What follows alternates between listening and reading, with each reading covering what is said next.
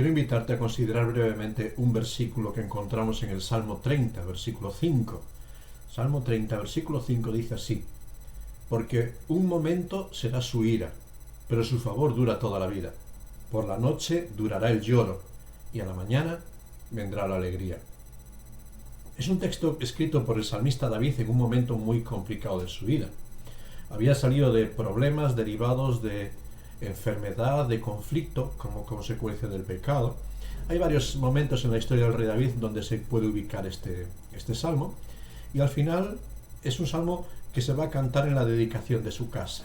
No sabemos si era la casa, el templo, pero en un momento especial donde David, después de haber pasado varias peripecias difíciles de su vida, creía, como muchas veces pensamos nosotros, que no lograría haber cumplido su sueño. No lograría llegar a ese momento de estrenar la casa, de entrar en la presencia de Dios. Pero realmente cuando leemos este texto, en este momento y en ese contexto, podemos ver reflejadas dos escenas. Por un lado vemos una escena calificada como breve, como temporal. Ahí se nos habla un momento y la noche. Una escena breve. El término momento habla de algo muy breve, efímero, como el parpadeo. Ese momento imperceptible en que cierras tus ojos y los vuelves a abrir para continuar en el día a día. Ese parpadeo, esa noche donde está todo rodeado por las tinieblas, donde pierdes la capacidad de ver, está caracterizado por fenómenos dolorosos. Ahí hay dos fenómenos que dice el salmista: la ira y el lloro. Momentos donde la tristeza se adueña, el dolor, la convicción, la culpabilidad, la falta de mérito, el sentirnos nosotros mismos como condenados. ¿Cuántas veces en la vida los sentimientos de culpa nos abruman? ¿Cuántas veces en la vida nos sentimos que no merecemos gracia, no merecemos perdón? Y en esos momentos nos sentimos que el llanto se adueña de nosotros y dice: ¿qué esperanza queda para mí? Mira cómo soy. El apóstol Pablo lo va a decir en estas expresiones que conocemos también, cuando termina diciendo: miserable de mí, ¿quién me librará de este cuerpo de muerte? Porque quiero el bien, quiero hacer el bien, quiero cambiar las cosas, pero vuelvo continuamente a las viejas experiencias de mi vida dominada por el pecado. Así se encontraba el salmista. Y el salmista se encontraba en esta situación en que la ira de Dios no podía evitarla porque era merecida. Él había fracasado, él había desobedecido, él había dejado de confiar en Dios para apoyarse en su propia sabiduría. ¿Cuántas veces nosotros nos sentimos igual, verdad? En mi caso pasa a diario. A diario me siento incapaz, débil, dominado por mis pasiones. Una vez y otra vez vuelvo a pedir perdón a Dios y digo: ¿hasta cuándo viviré así? ¿Hay esperanza para mí? Pero de nuevo el salmista dice: mira, estas realidades de aflicción, de dolor, de tristeza, son breves, son efímeras. Y en contraste nos presenta que hay una oportunidad de vida y que hay una oportunidad de victoria. Y ahí permitidme cambiar un poquito la traducción, porque realmente otras traducciones encajan mucho mejor, para mi opinión, en lo que tiene que ver con este sentido, con el sentido de texto. Dice: por un momento durará su ira. Breve, efímera. El castigo de Dios, la justicia que merecemos, es como un parpadeo, efímero. Pero fíjate, ¿dónde hay vida? El texto de la Reina Valera dice: su favor dura toda la vida. Otras versiones, otras traducciones antiguas dicen: en su gracia está la vida, en su favor está la vida. ¿Sabes? La ira de Dios merecida como consecuencia de nuestro pecado nos aboca a la muerte. El apóstol Pablo nos dice que la paga del pecado es muerte. ¿Cómo podemos remediar esa condición a la que estamos abocados porque somos pecadores? ¿Cómo remediarla? Podemos hacer penitencias, podemos hacer buenas obras, podemos acudir a iglesias, y muchas veces eso es lo que queremos hacer. Queremos pagar por nuestra gracia. ¿Y cuántas personas hoy en día, si les dices: mira, quieres tener paz espiritual, haz esto y vete a donde sea? ¿Y cuántas miles de personas lo hacen?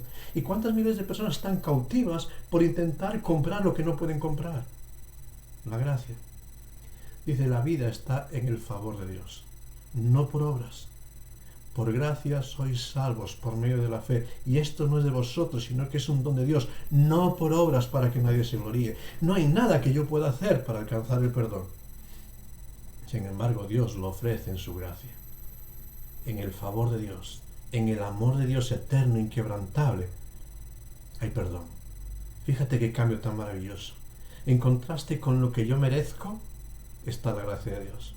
Por eso en este día, si te sientes culpable, si te sientes como yo, vencido por el pecado, por la tentación, por la debilidad, si te sientes que no puedes, reconoces verdad, no puedes, pero Dios sí. Y Dios ha dado su gracia. Y Dios ha entregado a su Hijo, nuestro Señor Jesucristo, para que, declarados justos por la fe en Él, tengamos paz para con Dios. Fíjate, nada podemos hacer nosotros, pero Dios lo ha hecho todo. Pero dice que en la noche durará el lloro. Claro, en las noches del alma, en las noches de esta vida, donde no vemos salida, donde no vemos oportunidades, donde lo único que vemos es la miseria, la tristeza, la desesperación, la inseguridad, la incertidumbre del día a día, solamente podemos llorar. Alguien me preguntaba ayer, ¿cómo crees que será la vida de acá a 3 años? ¿Lo ves negativo, positivo? Bueno, el panorama no se ve bien. Humanamente no vemos cosas positivas. Nos cuesta ver esos brotes verdes de los que tanto se nos hablan. Pero fíjate, el texto vamos a cambiarlo. Dice, en la mañana hay alegría. ¿Cuál es la diferencia en ese texto? Fíjate, la noche nos oculta la visión, pero sin embargo en el amanecer, en ese salir el sol de justicia, en ese florecer de la luz de Dios, entonces hay un grito de victoria. Fíjate, ese amanecer que nos habla de Dios como el sol que empieza a iluminarlo todo, y cuando vivimos a la luz de Dios, cuando permitimos que la luz de Dios ilumine nuestra vida, empezamos a ver que hay júbilo, hay victoria, esa tristeza, ese lamento, ese sentimiento de culpa desaparece porque vemos en Dios la victoria, la liberación y la esperanza. Cuando podemos ver la vida a la luz de Dios, todo cambia, hay esperanza para el caminar. Por eso en este día, ¿cómo estás viendo tu vida? ¿Estás viendo la vida a la luz de las realidades, de tu propia miseria, de las realidades sociales en las que vivimos? ¿O estás permitiendo que Dios ilumine tu vida? Sabes, tristemente en nuestros días la luz de Dios la hemos apagado. No queremos ver. Permitimos vivir en las tinieblas porque la luz de Dios denuncia nuestras obras que son malas, denuncia la necesidad que hay de cambiar, la necesidad que hay de decir a muchas cosas en este mundo que no, porque no todo vale. No todo lo que se nos pinta en esta sociedad como bueno nos conduce hacia el bienestar. Hay caminos que al hombre le parecen derechos, pero su fin es camino de muerte. Y es necesario encontrar ese camino. Y ese camino que nos lleva a la vida es el que nos enseña Cristo. Yo soy la luz del mundo. El que en mí cree no andará en tinieblas. ¿Sabes? Necesitamos esa luz. Y cuando ves la luz de Cristo, cuando confías en Cristo, cuando ves la gracia de Cristo, puedes gritar porque hay victoria. Y puedes decir con el apóstol Pablo, somos más que vencedores por medio de aquel que nos amó. 2 escenas, 2 perspectivas. Puedes vivir en la ira y el castigo merecido por tu pecado, llorando y lamentándote por las tinieblas en las que vives, o puedes abrir tus ojos hacia la gracia de Dios y recibir de Él la victoria, la esperanza y la liberación. ¿Qué eliges? Estas 2 escenas en la vida de David son 2 escenas en nuestras vidas. ¿Qué escena eliges para ti? ¿Seguir viviendo en la queja y el lamento? ¿O aceptar la gracia de Dios y empezar a vencer? Yo te invito a que en esta tarde puedas decirle a Dios, Señor, resplandece en mi corazón. Señor, haz que tu luz brille en mi vida y que realmente tu gracia traiga paz a mi corazón. Que el Señor te bendiga.